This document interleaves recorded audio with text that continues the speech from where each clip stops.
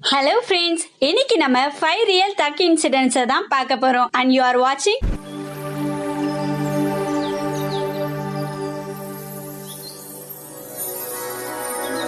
Are you okay செல்லம்? வாங்க வீடியோக்குள்ள போலாம். என்னோட நண்பனா இருக்கிறதுக்கு எந்த தகுதியும் வேண்டாம், ஆனா எதிரியா இருக்கிறதுக்கு தகுதி வேணும். நார்த் கொரியால ரூல்ஸ்லாம் ரொம்பவும் ஸ்ட்ரிக்டா இருக்கும். மத்த கண்ட்ரீஸ்க்கு போக அலோவ் பண்ண மாட்டாங்க. அப்படியே ஸ்கூல், காலேஜ், காம்படிஷன் இல்லனா பிசினஸ் ப்ரோக்ராம்னா மட்டும்தான் அலோவ் பண்ணுவாங்க. அப்பவும் அவங்க என்ன பண்றாங்கன்னு கவனிக்க அவங்க கூட யாரையாச்சும் அனுப்புவாங்க. இவர் பேரு ஓ சங் சங். நார்த் கொரியா நாட்டை சேர்ந்தவர். நார்த் கொரியாவோட மேஜர் ஜெனரலோட பையன் தான் இவரு. இவருக்கு நார்த் கொரியாவோட ரூல்ஸ் எல்லாம் பிடிக்கல. அந்த நாட்டை விட்டு தப்பிச்சு ஓடினு நினைக்கிறாரு. அவரோட கார்லாம் எடுத்துட்டு அவரோட திங்ஸ் பேக் பண்ணி கார்ல எடுத்து போட்டுட்டு கிளம்பிடுறாரு. எப்படியோ இந்த நியூஸ் நார்த் கொரியன் கவர்மெண்ட்க்கு தெரிய வருது. நார்த் கொரியன் போலீஸ் இவரை சேஸ் பண்றாங்க. பார்டர் லைன் வரைக்கும் வந்துடுறாரு. அப்போ காரோட வீல்ல போலீஸ் ஷூட் பண்ணிடுறாங்க. என்ன ஆச்சுன்னு பார்க்க கீழே இறங்குறாரு. என்ன ஆச்சுன்னு பார்க்க கீழே இறங்கும் போது போலீஸ் இவரோட செஸ்ட்லயே 5 வாட்டி ஷூட் பண்ணிடுறாங்க. இல்ல தக்க என்னன்னா அவரை ஷூட் பண்ணும் போது அவர் கரெக்டா சவுத் கொரியன் கிட்ட போயிடுறாரு. அப்போ சவுத் கொரியன் கவர்மெண்ட் அவரை காப்பாத்திடுறாங்க.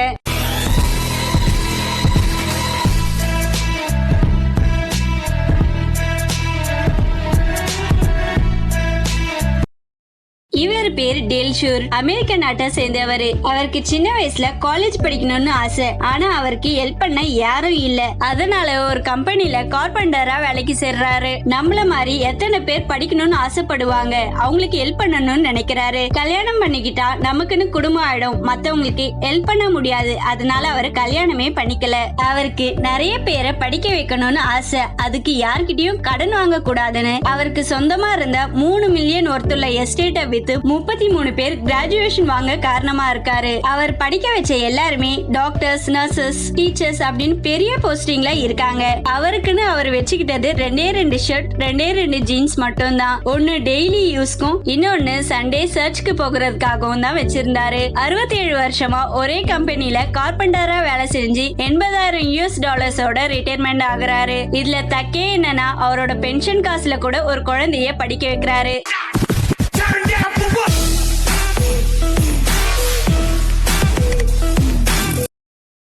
நம்ம சேனல் பார்க்குற நிறைய பேர் சப்ஸ்கிரைப் பண்ணாம பார்த்துட்டு இருக்கீங்க.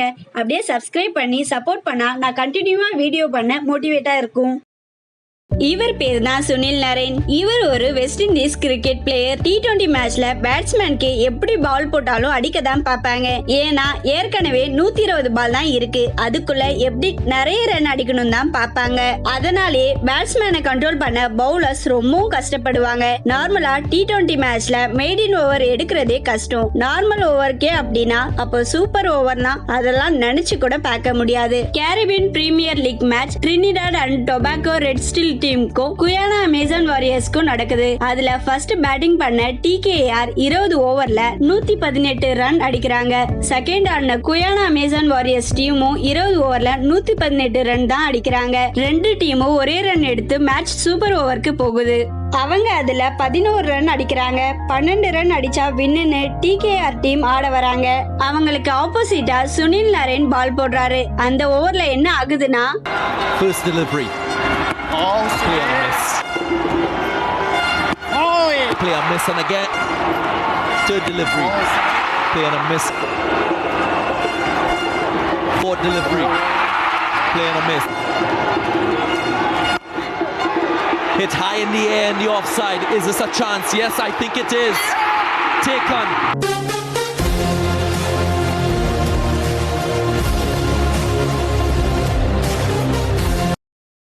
யூடியூப்ல ஸ்டார்டிங்ல வீடியோ போடும்போது ரீச் ஆக ரொம்பவும் டைம் எடுக்கும். கொஞ்சம் கொஞ்சமா தான் இம்ப்ரூவ் ஆகும். அப்படிதான் 2007ல சார்லஸ் ஹாரின்ற குட்டி பசங்க 2 பேரையும் அவங்க ஃபேமிலி மெம்பர்ஸ் ஒரு வீடியோ எடுக்கிறாங்க. இதுல ஹாரின்றவன் அண்ணன், சார்லஸ்ன்றவன் தம்பி. ஹாரி சார்லஸோட தோள் மேல கை போட்டு இருக்கிற மாதிரியும் அவனோட தம்பி அவன் கைய சப்புற மாதிரியும் இருக்கும். அது மட்டும் இல்லாம ஃபர்ஸ்ட் டைம் சார்லஸ் வாயில ஹாரி கை வைக்கும் போது சும்மா இருந்தான். ஆனா நெக்ஸ்ட் டைம் கை வைக்கும் போது கடிக்கிற மாதிரியும் அதுக்கு ஹாரி அழுகுற மாதிரி மாதிரியும் அதை பார்த்து அவங்க தம்பி சிரிக்கிறதையும் வீடியோ எடுத்திருப்பாங்க.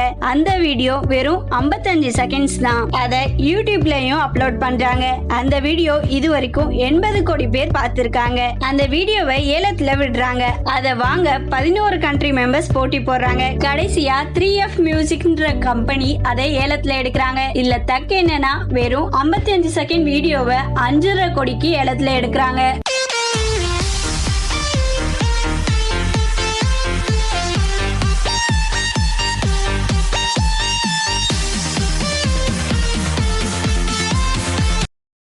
சாமுவல் ஃபாரஸ்டும் ருசன் பேண்டலையும் லவ் பண்ணி மேரேஜ் பண்ணிக்கிட்டாங்க.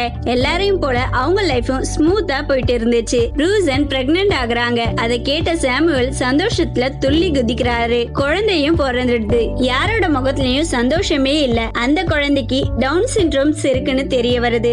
டவுன் சிண்ட்ரோம் அப்படின்னா மூளை வளர்ச்சி கொஞ்சம் கம்மியா இருக்கும். அதை கேட்ட சாமுவல் ஃபர்ஸ்ட் ஷாக் ஆனாலும் இதுக்கப்புறம் ஒன்னும் பண்ண முடியாதுன்னு அந்த குழந்தையே ஏத்துக்கிறாரு. மயக்கம் தெளிஞ்ச உடனே அவரோட வைஃப் கிட்ட சொல்றாரு, நம்ம குழந்தை இப்படி பிறந்து இருக்குன்னு. அதை கேட்ட உடனே அவரோட வைஃப், இந்த குழந்தை நமக்கு வேண்டாம், இந்த குழந்தை நம்ம கூட இருந்தா நமக்கு தான் கஷ்டம், அதனால நான் அந்த குழந்தைய பாத்துக்க மாட்டேன்னு சொல்றாங்க. இதுல தக்கு என்னன்னா, நம்ம குழந்தைய வேணான்னு சொன்ன நீ எனக்கு வேணான்னு டைவர்ஸ் பண்ணிடுறாரு.